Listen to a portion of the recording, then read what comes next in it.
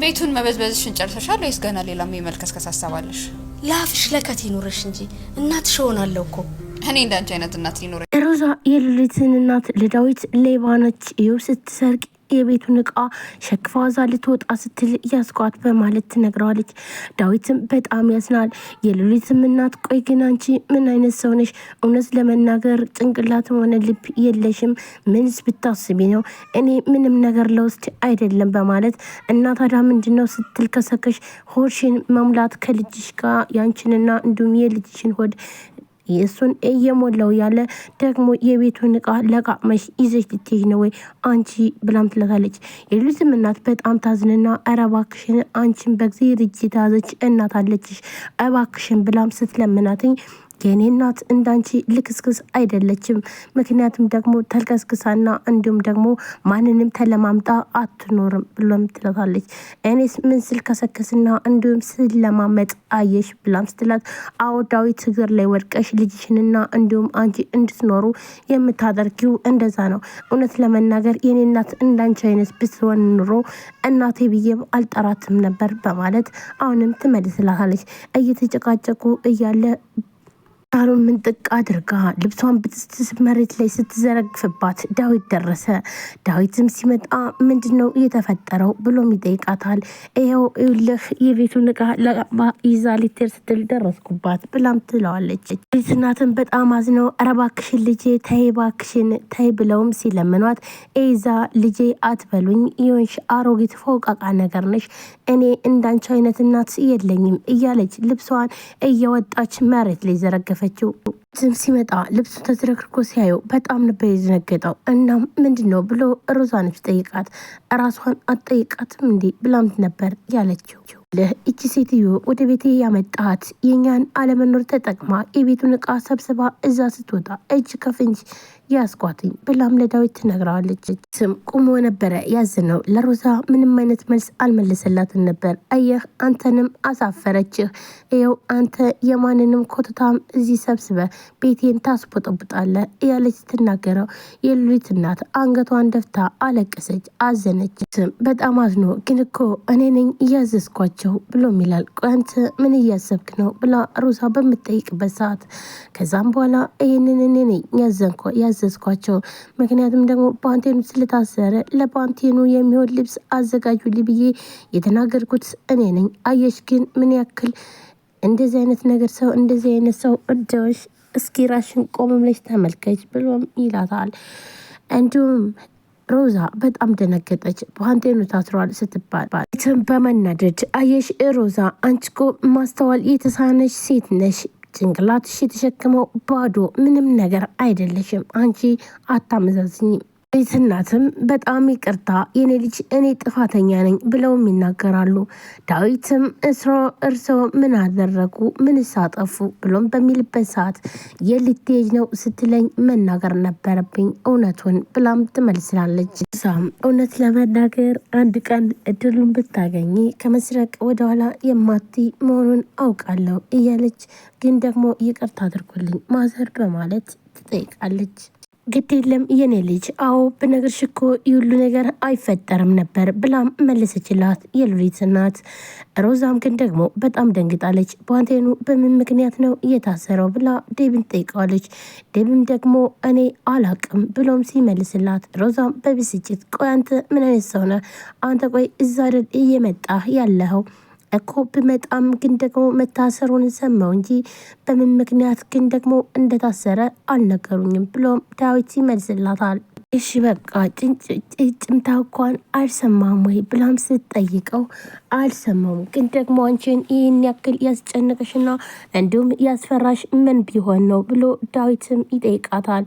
ሮዛም አይ ምንም አይደለም ግን ብላም ስትል የሉሊትም እናት በቃ ይቅርታ ልጄ እኔ ውጭ ልጠብቅህ እናንተ ጨርሱ በማለት የእነሱ ኖሬ ያለ መስማት ስለፈለጉ እኮ ምን አርጎ እንደሆነ አልነገርከኝም ብላም ትለዋለች። ምክንያቱም ደግሞ በምን ምክንያት መታሰር እንደሆነ እንድታሰረ ለማወቅ ስለፈለገች ነበረ።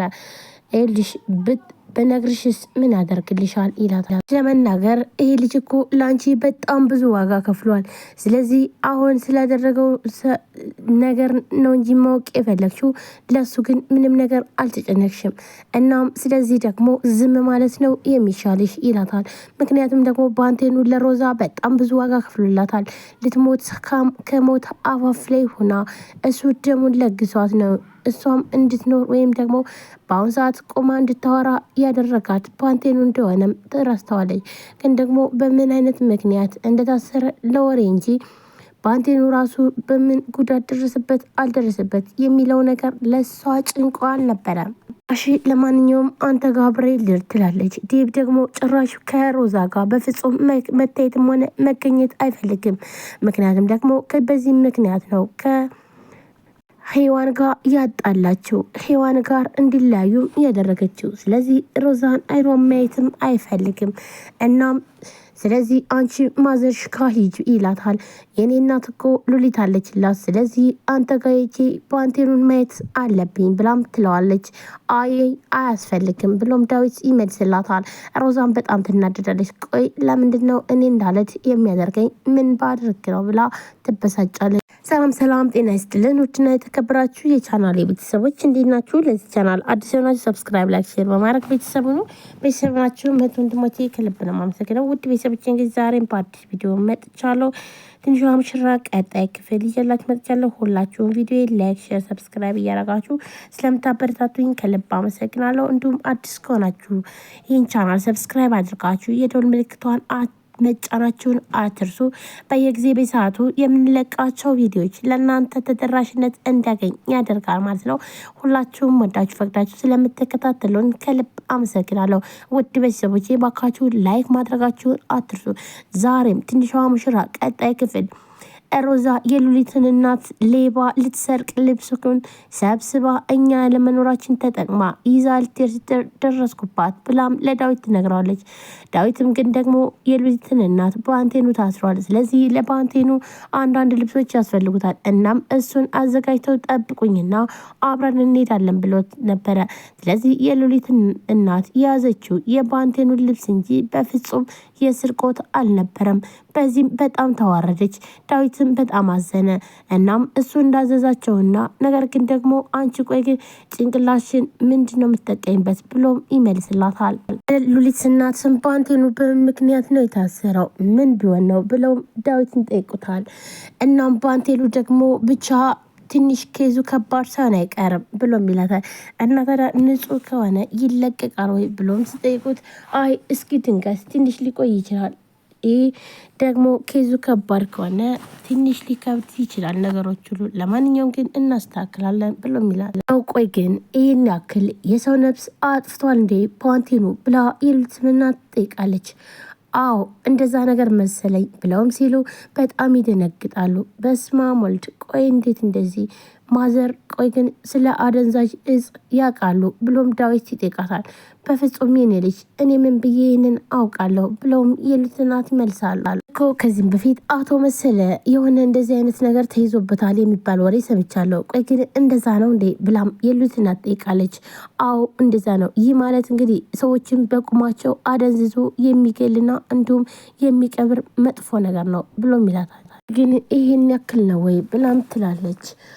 አዎ ግን እንግዲህ ደግሞ ባንቴኑ ይህንን ነገር ነው ይዞ ተገኘ የተባለው ብሎም ይነግራታል። ቆይ ግን እንዴት አመንክ? ይህ እውነት ነው ብለህ ታምናለህ የኔ ልጅ በማለት የሉሊትም እናት ባንቴኑ የሰራውን ስራ ቢጠራጠራሉ።